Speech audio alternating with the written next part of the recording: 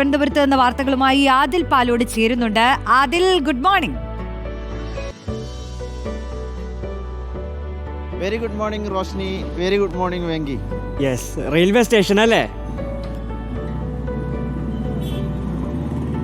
Railway സ്റ്റേഷനാണ്, തമ്പാനൂരാണ്. തമ്പാനൂർ ഒരു വശത്ത് രാവിലത്തെ പ്രധാനപ്പെട്ട കാഴ്ചകളാണ്. ഇങ്ങനെ പത്രങ്ങൾ വിതരണം ചെയ്യുന്ന ആളുകളുണ്ടാകും, പത്രം വാങ്ങാനായി യാത്രക്കാരെത്തുന്ന സാഹചര്യമുണ്ട്. അങ്ങനെ ഒരു രസകരമുള്ള, നമ്മൾ പുലർച്ചെ എല്ലാ നാടുകളിലും കാണുന്ന ഒരു കാഴ്ചയാണിത്. അതിനൊപ്പം ഒരു തിരക്ക് പിടിച്ചൊരു ദിവസത്തിലേക്ക് മിനിറ്റ് വെച്ച് ഇങ്ങനെ കടന്നു പോകുന്ന തിരുവനന്തപുരം നഗരത്തിൻ്റെ ഒരു കാഴ്ചയാണ് തമ്പാനൂരിൽ നിന്നാൽ നമ്മൾ രാവിലെ കാണുക. ഓടിപ്പിടിച്ച ആളുകൾ വരുന്നു, ജനശതാബ്ദി പിടിക്കാനുണ്ട്, അതിനുശേഷമുള്ള ട്രെയിനുകൾ പിടിച്ച് ജോലി സ്ഥലത്തേക്ക് പോവുക, മറ്റെന്തെങ്കിലും ആവശ്യങ്ങൾക്കായി പോകുന്ന അടക്കമുള്ള ആളുകൾ തിരക്ക് പിടിച്ചോടുന്ന ഒരു കാഴ്ചയാണ് പകൽ സമയം തമ്പാനൂരിൽ ഈ സമയത്ത് കാണാൻ കഴിയുന്നത്.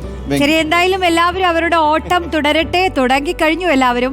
നമുക്ക് വാർത്തയിലേക്ക് വന്നാൽ അതിൽ ആശാസമരത്തിൽ ഇന്ന് വീണ്ടും ചർച്ച നടത്തുമല്ലേ? ആരോഗ്യമന്ത്രിയുമായി സമരക്കാരുടെ ചർച്ച തുടരുകയാണ്. ഇന്നലെ നടത്തിയ ചർച്ചയിൽ സമവായമായില്ല. അതെ, ഇന്നലെ നടത്തിയ ചർച്ചയിൽ സമരം അവസാനിപ്പിക്കാനുള്ളൊരു തീരുമാനത്തിലേക്ക് കാര്യങ്ങൾ എത്തിക്കാൻ സർക്കാരിന് കഴിഞ്ഞിട്ടില്ല. ഇന്നും ചർച്ച തുടരാം എന്നതാണ് ധാരണ. അതിൻ്റെ അടിസ്ഥാനത്തിൽ ഇന്നും ചർച്ച തുടരും. പക്ഷേ സമരക്കാർ പറയുന്ന ആവശ്യം അതേപടി അംഗീകരിക്കാൻ സർക്കാരിന് കഴിയില്ല എന്ന് നേരത്തെ തന്നെ വ്യക്തമാക്കിയിരുന്നതാണ്. 3000 രൂപയെങ്കിലും ഓണറേറിയത്തിൽ വർധനയുണ്ടാക്കണം എന്നതായിരുന്നു കഴിഞ്ഞ ദിവസം ആശാ വർക്കർമാർ വെച്ചത്. 21,000 വേണമെന്നായിരുന്നു ആദ്യത്തേത്. പക്ഷേ 3000 വർദ്ധിപ്പിച്ച് 10,000 എന്നതിലേക്കെങ്കിലും എത്തിക്കാമോ എന്നതായിരുന്നു സർക്കാരിനോടുള്ള ചോദ്യം. പക്ഷേ തൽക്കാലം അങ്ങനെ ഒരു പ്രഖ്യാപനത്തിലേക്ക് പോകാൻ കഴിയില്ല എന്ന് തന്നെയാണ് ആരോഗ്യവകുപ്പിൻ്റെ നിലപാട്. പകരം ഒരു കമ്മീഷനെയും ഒരു സമിതിയെ വെച്ച് അത് പഠിച്ച ശേഷം ഒരു തീരുമാനത്തിലെത്താം എന്നതായിരുന്നു ഇന്നലെ യോഗത്തിൽ അറിയിച്ചത്. ഏതായാലും യോഗത്തിൽ വലിയ എതിർപ്പാണ് ആശാ പ്രവർത്തകർ, കേരള ആശാ ഹെൽത്ത് വർക്കേഴ്സ് അസോസിയേഷൻ്റെ ഭാഗത്തു നിന്നുണ്ടായത്. ഇനി ഇന്നത്തെ ചർച്ചയുടെ പുരോഗതി എന്നത് വളരെ പ്രധാനവും നിർണായകവുമാണ്. ഈ സമരം അവസാനിപ്പിക്കാൻ സർക്കാരിന് കഴിയുമോ, ഇനിയും ദിവസം ഈ സമരം തുടർന്നു പോകുമോ എന്നത് ഇന്നത്തെ ചർച്ചയോടെ അറിയാൻ കഴിയും റോഷ്നി. അതിൽ മറ്റൊന്ന്, ഈ വനിതാ CPO റാങ്ക് ഉദ്യോഗാർത്ഥികളുടെ സമരം, അത് ആദ്യം തന്നെ റിപ്പോർട്ട് ചെയ്തിരുന്നു. ആ റിപ്പോർട്ടൊക്കെ നമ്മൾ കണ്ടതാണ്. ഗർഭിണികൾ അടക്കമുള്ള ഒരുപാട് സ്ത്രീകൾ സെക്രട്ടേറിയറ്റ് പടിക്കൽ സമരം ചെയ്യുന്നു. അപ്പോൾ ആ സമരത്തിൻ്റെ കാര്യങ്ങളൊക്കെ എന്താണ്? ആ സമരം 3ാം ദിവസത്തിലേക്ക് കടക്കുകയാണ്. വളരെ വിഷമം തോന്നുന്നൊരു സമരമാണ്. കാരണം PSC പരീക്ഷയാണ്. PSC പരീക്ഷ എഴുതുന്നു, കായികക്ഷമതാ പരീക്ഷയിൽ പങ്കെടുക്കുന്നു. അങ്ങനെ കുറേയധികം കടമ്പകൾ കടന്ന ഉദ്യോഗാർത്ഥികളാണ്, വനിതകളാണ്, ചെറുപ്പക്കാരാണ്.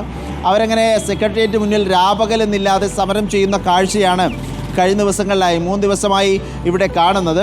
ഇനി ദിവസങ്ങൾ മാത്രം 10-11 ദിവസം മാത്രമാണ് വർക്കിംഗ് ദിവസങ്ങൾ, പ്രവൃത്തി ദിവസം എടുത്താൽ ഇനി ബാക്കി നിൽക്കുന്ന ഈ ലിസ്റ്റ് അവസാനിക്കാൻ, ലിസ്റ്റിൻ്റെ കാലാവധി തീരാൻ ഉടനടി ഒരു നടപടി വേണം. ഇതിനകം 30% പോലും നിയമനം ഈ ലിസ്റ്റിൽ നിന്ന് എടുത്തിട്ടില്ല. അതുകൊണ്ട് ഒരു 60% നിയമനം എന്നതിലേക്ക് കാര്യങ്ങൾ എത്തിക്കണം എന്നതാണ് സർക്കാരിനോടുള്ള ഉദ്യോഗാർത്ഥികളുടെ ആവശ്യം.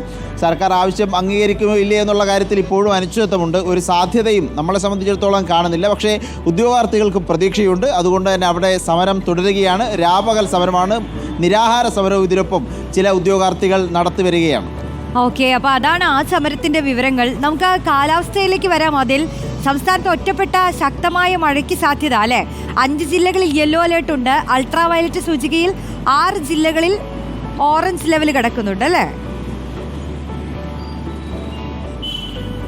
അതെ, ഒരുപോലെ മഴ അലർട്ടും അതേസമയം ചൂടിനുള്ള അലർട്ടും നൽകിയിരിക്കുന്നൊരു വിരോധാഭാസമാണ് ഈ കഴിഞ്ഞ ദിവസങ്ങളിൽ കണ്ടുവരുന്നത്. കാലാവസ്ഥാ അലർട്ടിനെ സംബന്ധിച്ചിടത്തോളം മഴയുടെ അലർട്ടുണ്ട്.